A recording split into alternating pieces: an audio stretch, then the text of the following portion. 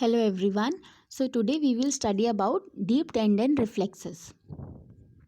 तो सबसे पहले रिफ्लेक्स होता क्या है? तो reflex is an element of motor organisation which allows a certain kind of stimulus to evoke a specific kind of motor response. तो इसमें हम पेशेंट को एक स्पेसिफिक स्टिमुलस देते हैं. ठीक है, स्पेसिफिक स्टिमुलस देने के बाद पेशेंट रिस्पॉन्ड करेगा. ठीक है, तो अब या तो वो दो तरीके से रिस्पॉन्ड करेगा, या तो नॉर्मल वे में या फिर एबनॉर्मल वे में. अब हमें पता कैसे चलेगा कि ये नॉर्मल है एबनॉर्मल है?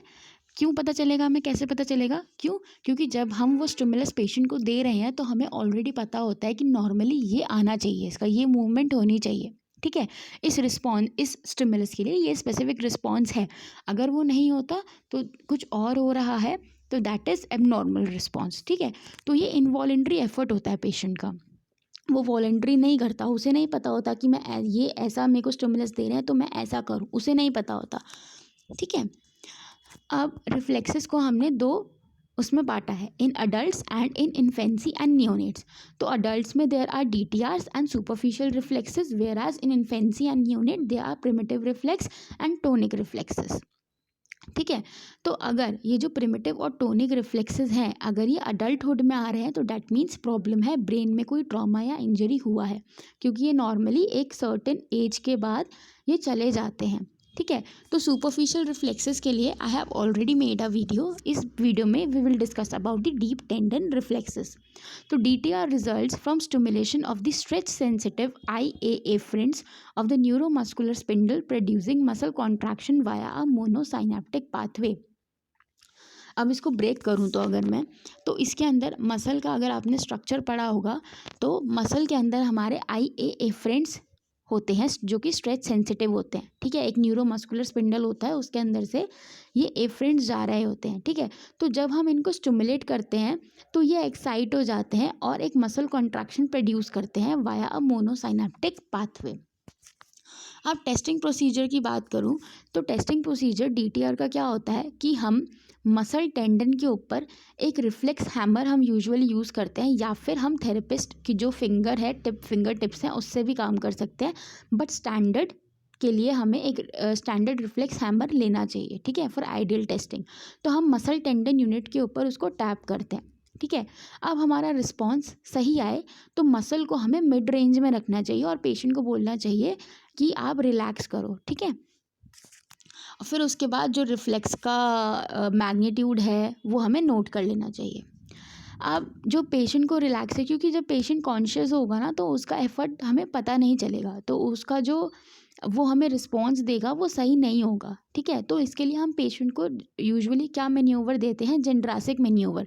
तो जब हम लोअर एक्सट्रीमिटी के DTRs परफॉर्म करते हैं तो हम पेशेंट को बोलते हैं कि आप अपनी दोनों फिंगर्स को दोनों हाथ की फिंगर्स को एक दूसरे के हाथ में फंसा लो. ठीक है, दोनों हाथों की फिंगर्स को, और उनको एक जोर से खींचो दोनों तरफ. ठीक है, जैसे पेशेंट का ध्यान इसका फंडा क्या है बेसिकली कि हमने पेशेंट का ध्यान भटका दिया और उसके बाद में लोअर एक्सट्रीमिटी में DTR टेस्ट कर लिए. अब अपर एक्सट्रीमिटी के हमें DTRs टेस्ट करने हैं तो हम इसे पेशेंट को बोल सकते हैं कि आपने नीज को स्क्वीज करो टुगेदर. ठीक है, क्लेंच करो टीथ को, मुट्ठी बनाओ. ठीक है, तो इन सब रिस्पॉन्सेस से पेशेंट का ध्यान भटकेगा.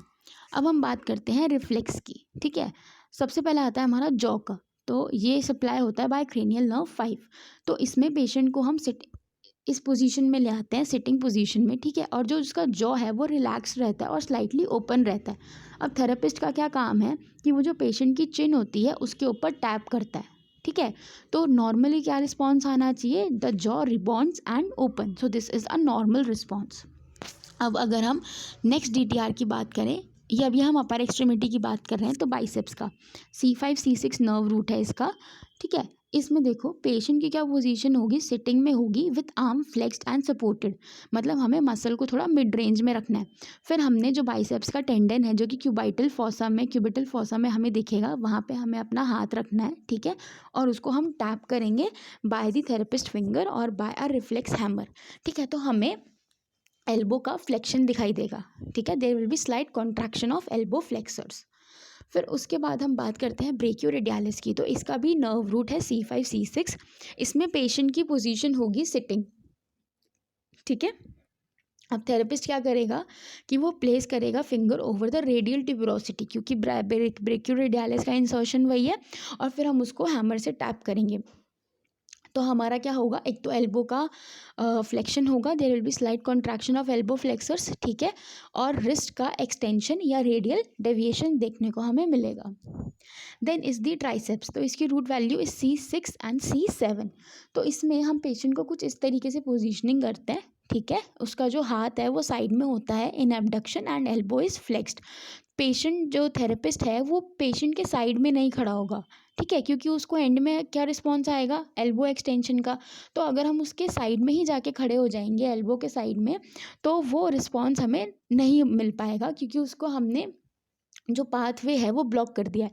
तो थेरेपिस्ट या तो पेशेंट के आगे खड़ा होगा या पीछे खड़ा होगा, ठीक है। फिर वो ट्राइसेप्स के टेंडन यानी कि ओलिक्रानॉन के ऊपर टैप करेगा और उसको एल्बो एक्सटेंशन देखने को मिलेगा। Then next is the finger flexors, ठीक है, इसकी root value is C6 to T1। तो इसमें क्या करेगा थेरेपिस्ट, हैंड को न्यूट्रल पोजीशन में होल्ड करेगा और फिंगर को पाल्मर सरफेस और डिस्टल फैलेंजेस ऑफ 4 फिंगर्स पे रखेगा और टैप करेगा। तो इसमें हमें स्लाइट कॉन्ट्रैक्शन मिलेगी ऑफ द फिंगर फ्लेक्सर्स, तो यानी कि फिंगर फ्लेक्शन होगा। अब हम जाते हैं towards the lower extremity DTR। तो सबसे पहले हम बात करेंगे हैमस्ट्रिंग की, तो इसकी root value is L5 S1 and S2। तो पेशेंट की पोजीशनिंग क्या है इसमें, यूजुअली आइडियली हम प्रोन पोजीशन में लेते हैं और नी को हम सेमी फ्लेक्स पोजीशन में रखते हैं, ताकि जो मसल है वो मिड रेंज में आ जाए, और इसको हम सपोर्ट के साथ रखते हैं। ऐसे नहीं उसका पैर हवा में उड़ रहा है, क्यों सपोर्ट देना, क्योंकि हमें पेशेंट को एक रिलैक्स पोजीशन में लेके आना है। फिर हमने हैमस्ट्रिंग का टेंडन पाल्पेट किया और फिर हमने उसके ऊपर टैप करना है, तो हमें नी फ्लेक्शन देखने को मिलेगा, ठीक है। अब किसी किसी कंडीशन में मान लो अगर पेशेंट प्रोन में नहीं हो पा रहा, तो हम सुपाइन में ही, जैसे ये पिक्चर मैंने आपको दिखाई है, इस तरीके से टेस्टिंग करते हैं। The next is the quadriceps muscle, ठीक है। तो क्वाड्रिसेप्स का रूट वैल्यू क्या है, L2 L3 L4। तो पेशेंट को हमने बैठाया, ठीक है, उसका नी जो है वो फ्लेक्स्ड है और फुट जो है वो अनसपोर्टेड है, ठीक है। थेरेपिस्ट ने पटेलर टेंडन के ऊपर पाल्पेट किया हुआ जो ट्यूबियल ट्यूबरोसिटी, तो हमें नी एक्सटेंशन देखने को मिलेगा। फिर है हमारा एक्लीज टेंडन, तो ये S1 S2 का DTR होता है। पेशेंट की जो पोजीशन होती है बच्चों वो होती है प्रोन, और अगर प्रोन भी ना हो तो वो किसी प्लिंथ के ऊपर हाई सेटिंग में होगा और उसके नीचे स्टूल नहीं होगा, ठीक है। फुट इन स्लाइड डोर्सीफ्लेक्शन, थोड़ा स्लाइड डोर्सीफ्लेक्शन में रखते हैं हम फुट को। तो थेरेपिस्ट टेंडन के ऊपर टैप करता है, टेंडन का इंसर्शन का है ओवर द कैल्केनियम, ठीक है। तो जैसे ही उस पर टैप करेगा तो हमें कॉन्ट्रैक्शन ऑफ प्लांटर फ्लेक्सर्स देखने को मिलेगा। अब ग्रेडिंग कैसे की जाती है, 0 से 4+ के स्केल पे। 0 is absent no response, 1+ is slight reflex present but depressed low normal, 2+ is normal response typical reflex, 3+ is brisk reflex no necessarily abnormal, 4+ में वेरी ब्रिस्क रिफ्लेक्स एबनॉर्मल, और इसमें हमें क्लोनस भी देखने को मिलेगा। अब डॉक्यूमेंटेशन कैसे करेंगे, तो इसके अंदर हमने कौन सा रिफ्लेक्स टेस्ट किया है वो देखेंगे, कौन सा रिफ्लेक्स टेस्ट हम नहीं कर पाए और क्यों नहीं कर पाए, whether it is not testable, ठीक है, तो हम वो भी मेंशन करेंगे, ठीक है।